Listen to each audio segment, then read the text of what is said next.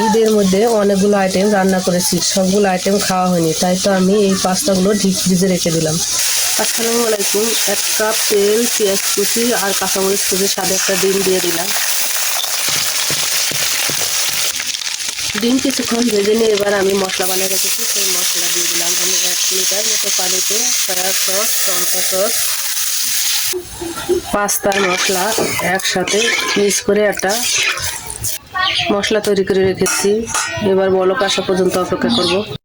বলক এসে গেছে, এবার পাস্তাগুলো দিয়ে দেবো। এইভাবে আমার মতো করে যাদের শুকনো পাস্তা ভালো লাগে না, ঝোল পাস্তা খেতে ইচ্ছে করে, এইভাবে বানিয়ে নেবে।